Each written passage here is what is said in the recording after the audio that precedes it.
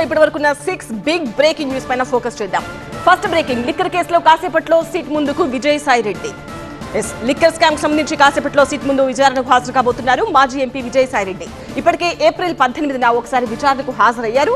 ఇప్పుడు రెండోసారి విచారణకు హాజరవుతున్న విజయసాయి మరి ఎలాంటి కీలక విషయాలు బయట పెడతారో అన్న ఉత్కంఠ నెలకొంది. సెకండ్ బ్రేకింగ్ న్యూస్, కల్లు దుకాణాలపై ఎక్సైజ్ శాఖ ఫోకస్. తెలంగాణ వ్యాప్తంగా దాడులు. తెలంగాణ వ్యాప్తంగా కల్లు దుకాణాల్లో ఎక్సైజ్ శాఖ స్పెషల్ డ్రైవ్స్ నిర్వహిస్తోంది. అన్ని జిల్లాల అధికారులతో సమీక్ష నిర్వహించిన కమిషనర్ హరికిరణ్ కల్లు కాంపౌండ్ నిర్వహణ, కల్లు వినియోగం, అమ్మకాలు జరుగుతున్న తప్పిదాలపై ఎప్పటికప్పుడు పర్యవేక్షించాలని సూచించారు. దీంతో దాడులకు దిగారు అధికారులు. Third breaking news, Kompally drugs కేసులో మరికొందరిని అరెస్ట్ చేయనున్న ఈగల్ టీం. కొంపల్లి డ్రగ్స్ కేసుపై దర్యాప్తు కొనసాగుతోంది. ఈగల్ టీం మరికొంతమందిని అరెస్ట్ చేయబోతోంది. ఇప్పటికే మల్లాడు రెస్టారెంట్ ఓనర్ సూర్యతో పాటు 6గురికి రిమాండ్ విధించింది కోర్టు. మరో 19 మందికి నోటీసులు ఇవ్వనుంది ఈగల్ టీం.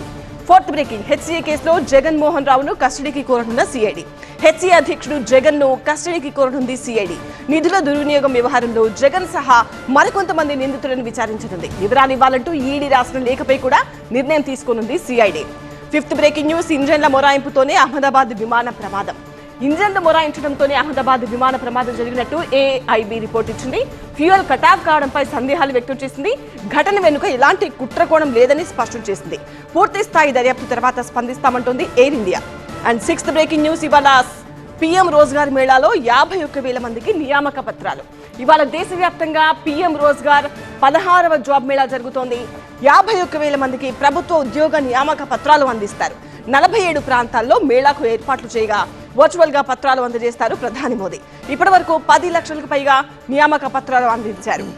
ఇప్పటి వరకున్న 6 బిగ్ బ్రేకింగ్ న్యూస్.